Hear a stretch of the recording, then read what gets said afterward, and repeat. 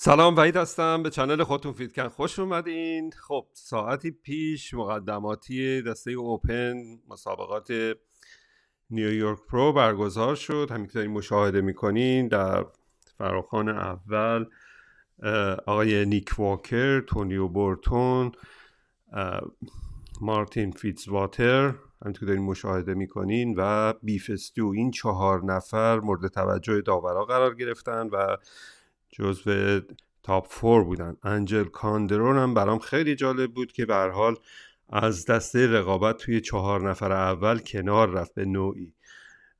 یا کوین بیسوود که خیلی ادعا میکردن میتونه جزو تاپ 3 باشه یا حتی تهدید کننده برای عنوان قهرمانی باشه، ایشون در فراخوان اول همونطور که مشاهده میکنین نبود. در حالت کلی نیک واکر نسبت به مسابقه به فیگورگیری که روز مسابقه پیتسبورگ برگزار کردن، خب با کاندیشن بهتری اومده بود، ولی خب قسمت میانی هنوز میشه گفت که مشکلای اساسی رو داره و رقیب نزدیک اونم به نظر من مارتین فیتزواتر هست که بسیار بدن عالی، خوبی، پکیج خیلی خوبی رو آورده، ولی اینو شماها باید قضاوت بکنین. حالا فینال تا بعد از ظهر امروز به وقت نیویورک برگزار میشه، ولی نظر منو بخواین در واقع رقابت بین نفر دومه. نیک واکر خیلی از فیگورها، مثلا یکی از فیگورها که خیلی عالی هست همین فیگور زیر بغل از پشتش هست که میبینین جزئیات خیلی خوبی داره، گلوتس خیلی خوبی داره، هم استرینگا بسیار عالی مشخصه، از بغل فیگورای بغل عالی هست. ببینین غیر قابل شکست میشه گفت به نوعی. ولی رقابت اصلی همینطور که خدمتون عرض کردم بین نفر دومه و داوران نمیدونن چه کسی میتونه نفر دوم باشه. بیفستو هم برام خیلی جالب بود. ایشون اصلا با حجمی غیر قابل باور تو این مسابقه اومد. من فکر نمی کردم بتونه این حجم بسیار زیبا رو بیاره. آنجل کاندرون هم در واقع ایشون هم حجم خوبی داشت، ولی خب از نظر شیپ میشه گفت بیفستو از ایشون بهتره. حالا اینجا جای مارتین فیتزواتر و نیک واکر با هم عوض میشه، همینطور که دارین مشاهده میکنین. شیپ و زیبایی مارتین فیتزواتر در مقابل حجم و کاندیشن بالای نیک واکر. میخوام باید نظر شما رو بپرسم، نظر شما چیه؟ آیا به حجم و کاندیشن بالا امتیاز میدین یا به شیپ و زیبایی و تقارن بسیار بالای مارتین فیتزواتر؟ این دو نفر دو رقیبی هستند که در این صحنه دارن در واقع کنار هم فیگورگیری میکنن. آقای تونیو بورتون رو نباید فراموش بکنیم. تونیو بورتون شیپ و زیبایی و کاندیشن همه رو با هم داره، از این رقابت دور نیست. در واقع میشه گفت که تونیو بورتون، به نظر من تونیو بورتون و مارتین فیتزواتر دارن رقابت میکنن برای گرفتن مقام دوم. البته این چیزی هست که من از این در واقع فراخوان که داریم مشاهده میکنین میبینیم. خب اینجا 4 نفر برتر آوردن و خیلی جالبه چینششون. خب چینش اومدن از در واقع چپ به راست انجام دادن و آقای نیک واکر، مارتین فیتزواتر، تونیو بورتون، بیف استیو فیگورا رو با هم مقایسه میکنیم. ببینید شیپ و زیبایی مارتین چقدر عالیه، چقدر خوبه.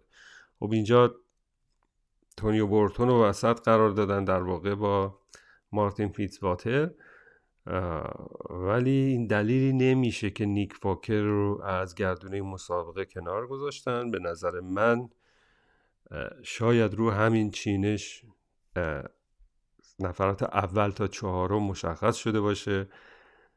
یعنی نفر اول نیک واکر هست، نفر دوم مارتین فیتزواتر، نفر سوم تونیو بورتون و نفر 4 بیف استو.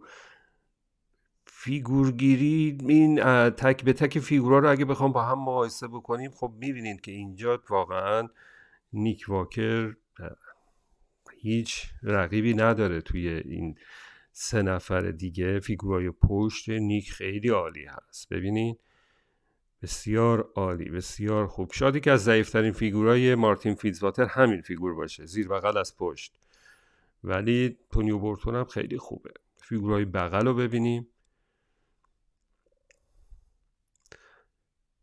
پشت بازو، ببینین کاندیشنی که نیک واکر آورده. نیک واکر همیشه به کاندیشن خیلی زیادش مشهوره. درسته که بدنش استایل و زیبایی و شیپ آنچنانی نداره، ولی خب حجم خیلی زیاد، کاندیشن خیلی بالا، باعث شده که همیشه جزو چند نفر اول هر مسابقه باشه، حالا حتی مستر المپیا.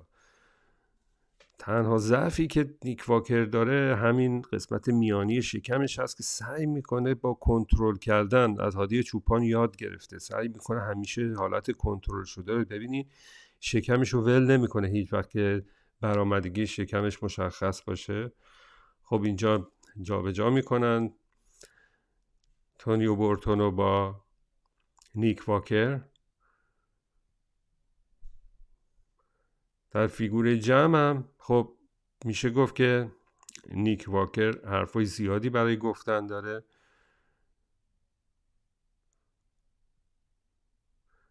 در جفت بازو از جلو بازم نیک واکر برنده فیگور هست. شاید در این فیگور مارتین فیتزواتر بتونه نیک واکر رو بگیره.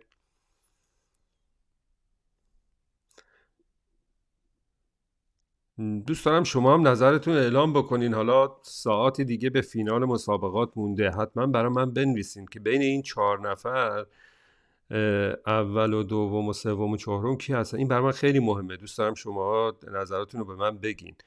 سورپرایز این مسابقه شاید بیفستو بود که در 4 نفر قرار گرفت و کوین بیسوود که اصلا جزو تاپ 6 هم قرار نگرفته. این به هر حال شاید سورپرایز بود برای ماها.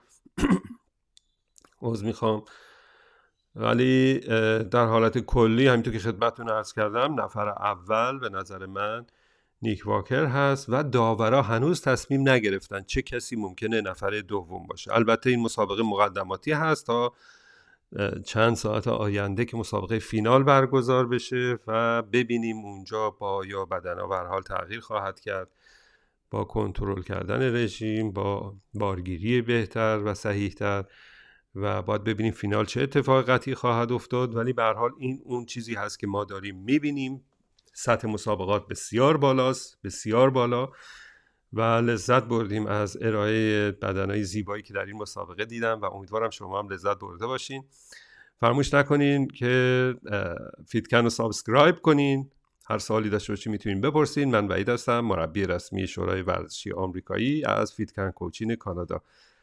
انشالله فینال هم سعی میکنم خیلی سریع برای شما فیلمشو بذارم. فراموش نکنین در کامنت برای من بنویسین پیش بینی شما چی هست و چه کسی میتونه قهرمان باشه. به امید دیدار. خدا نگهدار.